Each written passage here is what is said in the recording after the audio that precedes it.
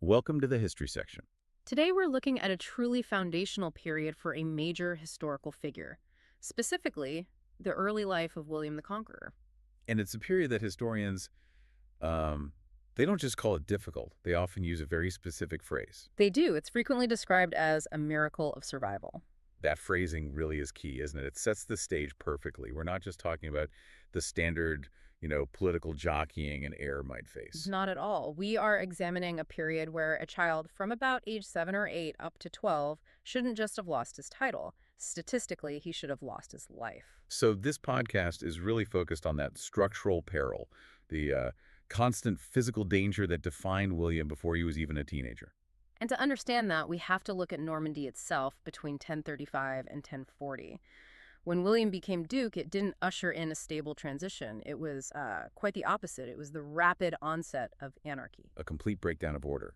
A complete breakdown, a lethal state of, decentralized power where the core institutions of the Duchy of Normandy just failed. Things like the courts, the military levy, the ducal treasury, all of it depended on a strong adult leader. And when that leader is replaced by a 7-year-old boy, The whole structure just degenerates.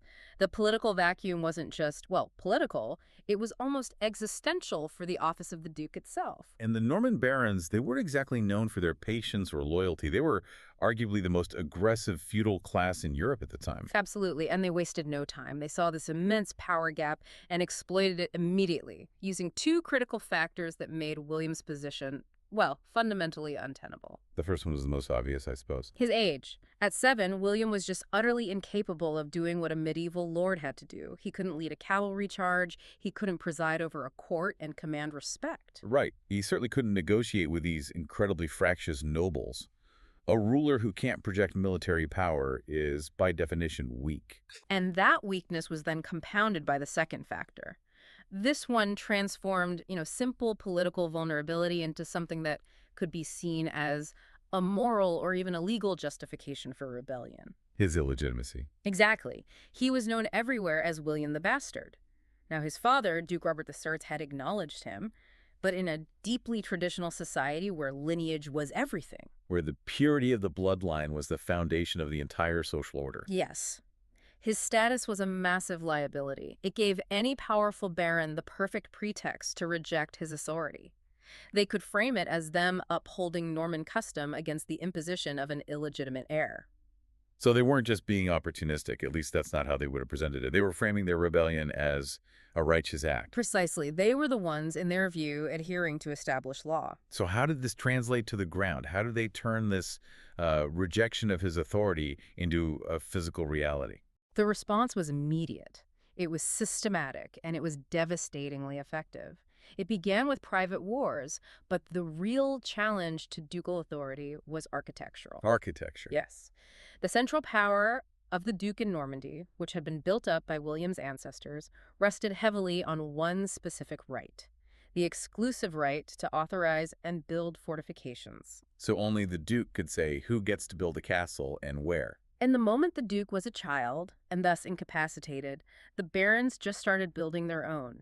Illegal, unsupervised fortresses all across the Norman countryside. These are the physical manifestations of the anarchy you mentioned. They are. The power to build a castle in the 11th century was, in a very real sense, the power of sovereignty. When the Duke built one, it projected central authority. But when a baron builds one without permission. It's a clear, direct, non-negotiable challenge. The history tells us these were called adulterine castles, and the name itself is so telling. Adulterine, like illegitimate. Exactly. An illegitimate structure built in defiance of the legitimate political order by barons challenging a duke they saw as illegitimate himself.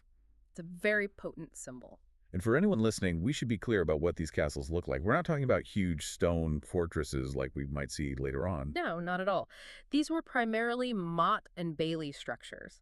The motte was a large earthen mound, sometimes natural, but often built by hand, with a wooden tower on top. And the bailey. The bailey was the enclosed courtyard at the base of the mound, protected by a palisade and a ditch. We're talking about earth and timber strongholds. And the key thing is, they were incredibly fast to build. That speed seems crucial. It's not a multi-year project. Not at all. A determined lord with enough labor could throw up the basic framework of a defensible position in a matter of weeks. They were cheap, fast, and effective. which meant a baron could challenge ducal power almost instantly, by the time anyone from the ducal court could even think about organizing a force to stop them. The castle was already built, armed, and garrisoned. It was a done deal. And what was the primary function of these illegal fortifications? It was simple.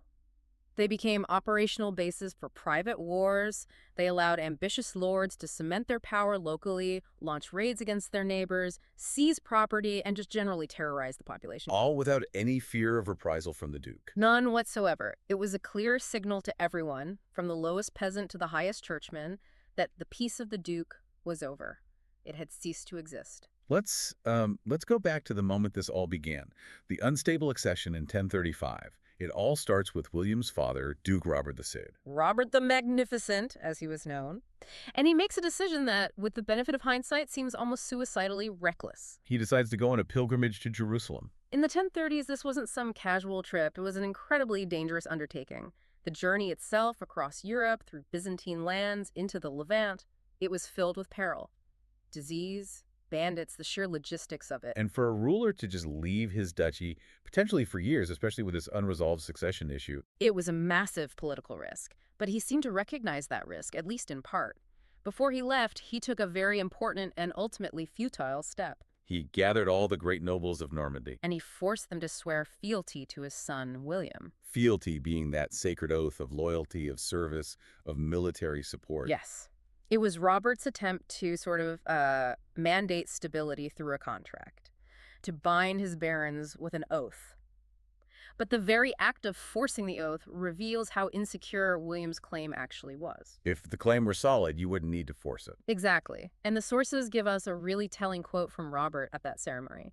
He reportedly looked at his son and said to the barons, "He is little, but he will grow." That one line just encapsulates the entire gamble. It's an extraordinary admission of vulnerability from a powerful duke. He's openly acknowledging his son's inadequacy, his current weakness. He's confirming to the barons everything they already believe. But at the same time, he's projecting future strength. He's making an implicit threat. This boy will grow up, and he will remember who was loyal and who wasn't. It was a gamble, and it failed, almost immediately. Because the stability of the whole arrangement was tied to one thing, Robert's own survival. And he didn't survive. He died on his return journey in July of 1035 in Nicaea, what is now modern-day Turkey. Robert's death was the fatal interruption. He never came back to enforce those oaths he'd extracted. And just like that, William, at about 7 years old, is the Duke of Normandy. So the men who swore that oath now have a choice. Honor a promise made to a dead man, to protect a child they despise, or seize the enormous opportunity that's just fallen into their laps. For a short time, though, there was a measure of stability. A very brief, very fragile period. And it wasn't based on William at all. It was based entirely on the towering figure of his great-uncle, Archbishop Robert of Rouen. A man who held immense power in both the secular and the religious worlds. He did. As a member of the ducal family and the highest church official in Normandy, his presence maintained the facade of ducal control. He could negotiate, command troops, excommunicate rebels.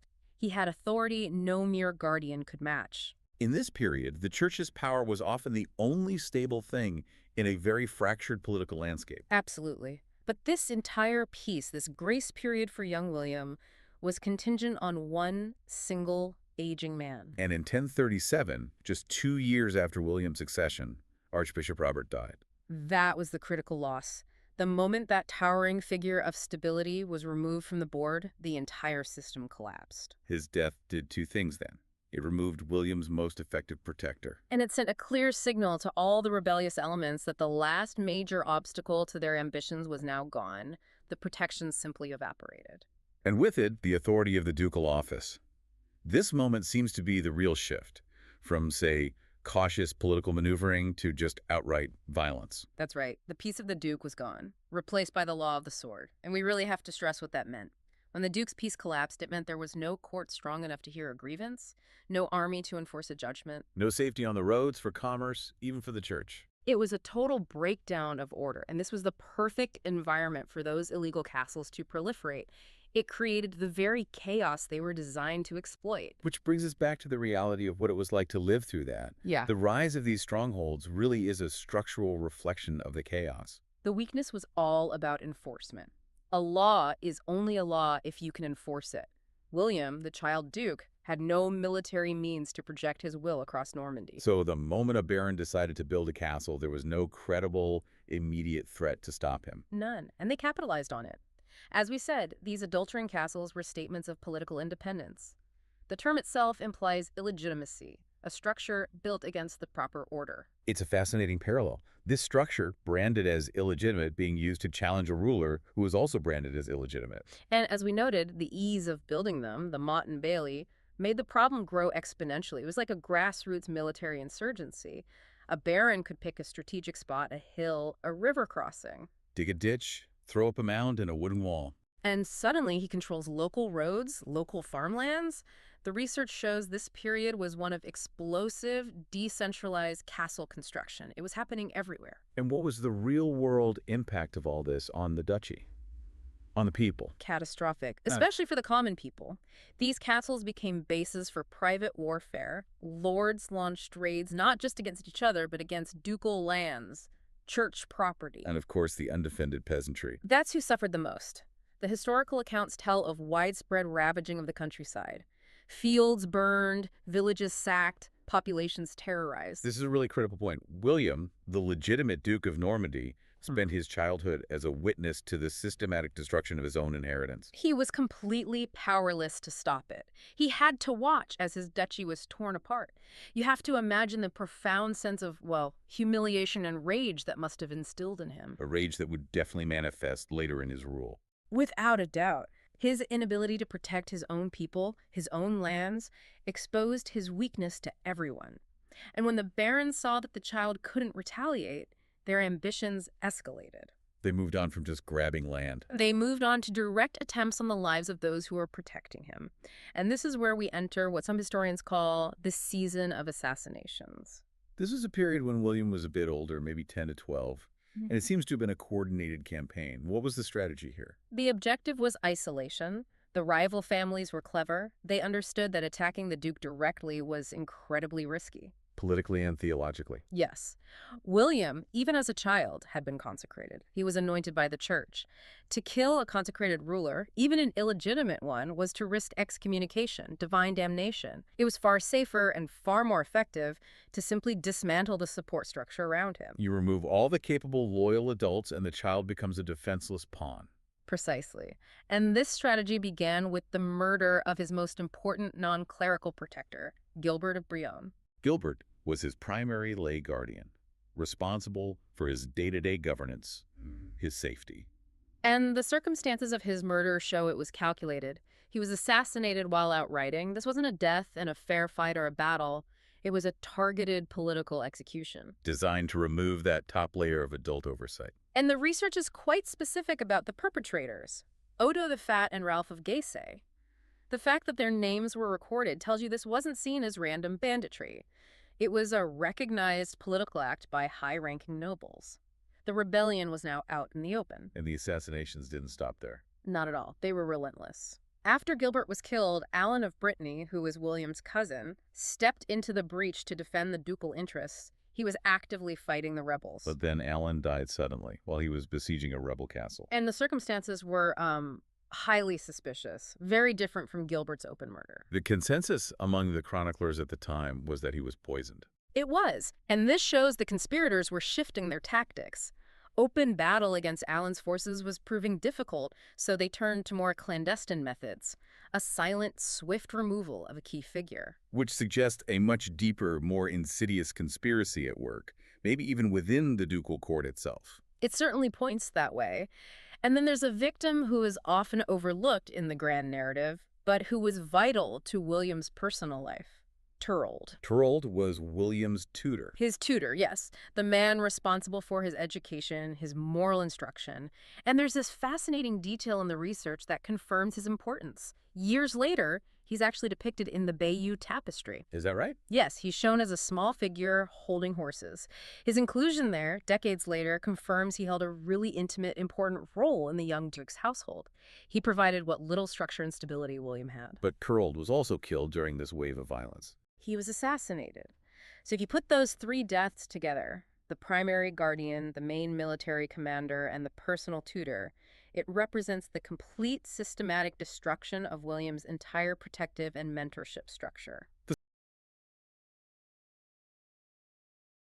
psychological impact of that on a boy of 10 or 11, it's hard to fathom. It created an environment of, well, profound and suffocating paranoia. William was now surrounded only by people who feared for their own lives, who must have been constantly wondering if it was wise to stay loyal. He learned very early and very brutally that being close to power meant being close to death. This all leads directly to the most visceral, the most defining trauma of his entire childhood, an event that must have been seared into his memory. The Vaudreuil incident. A massacre in the bedchamber. It happened when William was about 11 or 12. He was staying at the fortress of Vaudreuil, which was supposed to be a place of safety, a ducal stronghold. The very fact he was there implies it was chosen for maximum security, and the security measures inside his own room reflect the constant danger. He wasn't sleeping alone. No. For his protection, his steward, Osborne de Crépin, a man known to be fiercely loyal, was sleeping in the same room, maybe on a pallet on the floor, maybe even in the same bed, which wasn't uncommon for high-status protection. Osborne was the last line of defense. And yet, the assassin got in. Which demonstrates a terrifying level of infiltration, or more likely, internal betrayal. The assassin was identified as William de Montgomery, son of a powerful lord, Roger de Montgomery. For him to get past the guards, into the fortress, and to the Duke's own bedroom, he had to have help from inside. And the act itself. It happened in the middle of the night. The assassin crept in and slit Osborne's throat while he slept. The secure bedchamber was turned into a brutal, intimate crime scene. And there's a detail, a chilling detail that multiple chroniclers preserve. It's the detail that makes it so psychologically potent. Osborne's blood is said to have splattered directly onto the sleeping Duke William. So this wasn't something he just heard about later. This was the visceral reality of betrayal and murder, literally staining his own person as he slept. The threat wasn't outside the castle walls. It was right there in his bed. It was, and you can analyze the intent here. Was Osborne the sole target? Was the goal just to remove the last protector and leave William isolated? Or the more heroic interpretation Is that Osborne woke up, that he saw the blade coming for the boy and threw himself in the way, sacrificing himself. Either way, the result for William is the same. He wakes up, covered in the blood of the man who just died protecting him. But this raises the most baffling question of the entire incident. Why did the assassin spare William? He was right there, defenseless. Why not finish the job? There are really two main theories, both rooted in the context of the time. The first goes back to what we mentioned earlier, William's status as a consecrated ruler. To kill an anointed duke was regicide, a crime against God. A crime that could lead to excommunication for you, your family, for generations. The political and spiritual calculus of killing an anointed ruler was just far, far more dangerous than killing a steward. And the second theory is simpler. It's that the sheer violence of the act, the struggle, the noise, it raised the alarm. The focus was on Osborne, and once that was done, panic or interruption forced a hasty retreat before the assassin could strike William. Regardless of the reason he was spared, the psychological fallout for William must have been absolute. It taught him a lethal, non-negotiable lesson. No place, no person, no fortress was truly safe. Treachery could be anywhere, even in his own bedroom. The proximity to death and the intimate, visceral nature of this specific murder must have left a defining, traumatizing imprint on his character. It did. He learned that the threat wasn't just political opposition. It was personal, it was constant, and it demanded eternal vigilance. With Osborne's murder, the cycle of having these official, high-ranking guardians was just broken. It wasn't working. It was completely broken. So the only option left for survival was to abandon the established structures of power altogether. This leads to a period of constant flight and hiding. After the Vaudreuil incident, his safety fell to his mother's family, specifically his uncle, Walter. And this was a major shift. Protection moved away from the high nobility, who were clearly treacherous, and into the hands of his mother Herleva's family, who were more politically peripheral, but presumably more loyal. And Walter took charge of a child who was living in a state of constant fear. Perpetual fear. The chronicles from the time are clear about this. The entire routine of the Duke of Normandy changed. William almost never stayed in the same place for more than a single night. It became a life on the run. A life on the run. Walter would apparently wake the young duke in the middle of the night, driven by rumors of a plot or a tip-off from an informant, and they would just flee into the darkness. This wasn't a precaution, it was a nightly survival strategy. And where were they fleeing to? It's not like they were going from one grand ducal castle to another. No, and this is crucial. They were fleeing the security of the castles entirely. The castles, the very symbols of ducal authority, had become the most dangerous places for the duke to be. Which brings us to the greatest irony of William's childhood. The Duke of Normandy, hiding from his own nobles, where did he hide? In the cottages of the poor, in the stables of peasants. Unbelievable. The Duke of Normandy spent his most formative years relying not on his army or his barons, but on the anonymity offered by the lowest social class in his duchy. The very people he was supposed to be protecting. They ended up protecting him. This exposure, this physical hardship and direct contact with his common subjects is something no other royal child of his era would have experienced. He saw the reality of Normandy outside the court. He must have seen their fear, but also maybe their loyalty, in a way the barons never could. And that experience, combined with the constant grinding proximity to lethal danger, it must have hardened him in ways we can only imagine. His survival wasn't a political theory discussed by advisors. It was a daily physical struggle for breath in a cold stable. So if we try to synthesize this whole chaotic, bloody period, we can really see the conqueror's psyche being forged. This time, from roughly 1035 to 1041, defined the man who would one day take England. Absolutely. By the time William turned 12, just look at the summary of his losses. He had seen, or been the direct beneficiary of, the violent deaths of almost every single protective adult and father figure in his life. His father, Robert III, the powerful Archbishop Robert. His guardian Gilbert, his cousin Alan, his tutor Turold, and finally his steward Osborne, murdered right beside him. The psychological consequence of that scale of loss, or that level of betrayal, all happening during the most impressionable years of childhood. It's profound. It instilled in him a fundamental inability to ever fully trust anyone he gave power to, and a default expectation of betrayal. Paranoia wasn't an affliction for him. It was a rational and proven survival mechanism. And the ultimate lesson he must have absorbed through this crucible of fire was simple and brutal. It was. Survival, and by extension rule, depended entirely on the projection and application of ruthless, absolute strength. If you show weakness, you die. If you tolerate defiance, you will be replaced. And these qualities, that deep suspicion, the unwavering personal resolve, the willingness to use extreme systematic force, they defined his entire political career. They did. You can see it in his later actions when he finally came of age and systematically demolished all those illegal adulterine castles.